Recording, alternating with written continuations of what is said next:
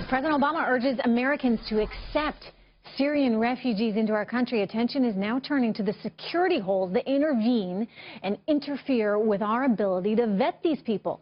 How did a woman like Tashfeen Malik get into our country in the first place? A K-1 fiancé visa is what the government actually handed her, and yet this woman had a fake address back in Pakistan. You know, the media figured it out right away. But our screening process failed to recognize that. It needs to change. Moments ago, I spoke with Republican presidential candidate Senator Rand Paul all about the security threats that we're facing right now. Take a listen. We have 11 million people in the United States illegally, and it is said that about 40% of them came here with a visa and overstayed their visa. If we apply those same percentages to those from the Middle East, that's a lot of people who are already here who may well have overstayed their visa. So what I would say is let's have a moratorium. Let's not admit anybody new from the Middle East until we can get a handle on whether those already here are obeying the visa rules and whether they go home. We also need to protect ourselves even from Europe, because Europe has a great deal of an internal threat now. So I think if you want to travel here from Europe, you ought to go through global entry. This is like the frequent flyer program, but you get a background check. And I think we'd be safer if we would protect our border more. Well, you know, that's one of the big concerns. Obviously, the people that launched those attacks there in Paris carried European passports and theoretically could have come here to the United States at any point and done unthinkable things here as well. Same way with the guy yesterday in the London subway who knifed people. If he's an English citizen, there's nothing stopping him from coming here. And so I think we have to say, you know, look, we're spending hundreds of billions of dollars defending the country, which we need to do some of that, but why aren't we defending our border at all? Why have we just decided, oh, it seems to be everybody's right who lives anywhere in the world just to come here without sufficient scrutiny? So I say let's put a pause on it, let's put a moratorium on it until we can get this straightened out. The NSA cannot access the phone records in this California terror case in San Bernardino. They'd like to be able to go back and look at all the people that these killers, alleged killers, talked to. Not so easy to do that, in part because of some of the legislation that you put forward. Do you still stand behind that legislation that reigns in the NSA?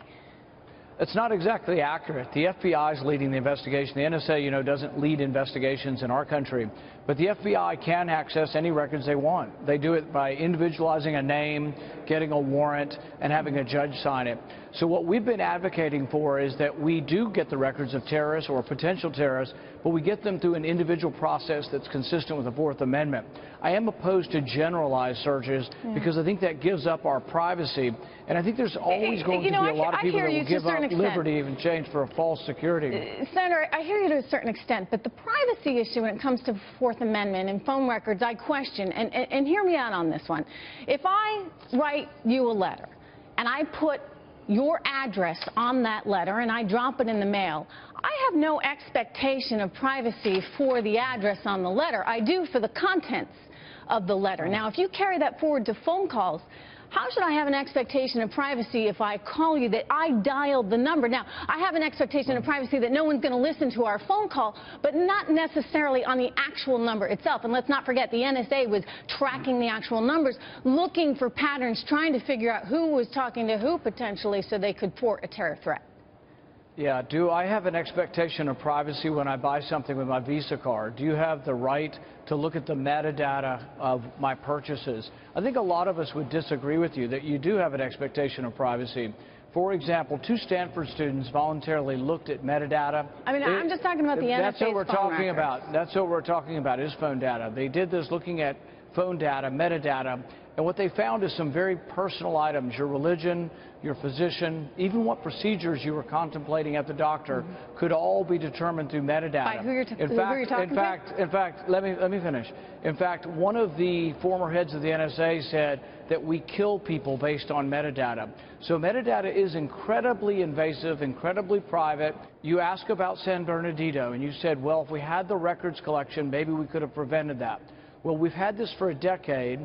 We had the records collection, the bulk record collection without an individualized warrant, and yet we still had the Boston bombing. We still had the tragedy in Paris, and we still had San Bernardino, even though we were collecting all of these records. You would be that much safer. that much safer and had the opportunity to protect one more life, because the NSA had the ability to do this, you would not take that opportunity. There will always be authoritarians who say, give me your freedom and we'll give you security. But it's often a false sense of security. We had 2 bipartisan committees look at the NSA program. They didn't find that there was any terrorist plot that was ever thwarted by the NSA program. So we gave up liberty, I've but we spoken to didn't Keith get any Alexander at additional length security. about this. This is the former head of the NSA during this whole ordeal, during the Snowden revelations. He told me that they actually thwarted 24 attacks in Europe as a result of some of this data that they collected. So he would actually differ with you on this. These are the same people who lied about the program and said that it didn't exist. So when we had James Clapper come before the Senate, he committed perjury and said that the program didn't even exist, that they weren't collecting the records of all Americans. So there will always be people who want to give up liberty for a false sense of security, but there's no evidence that this program has thwarted any terrorist attack.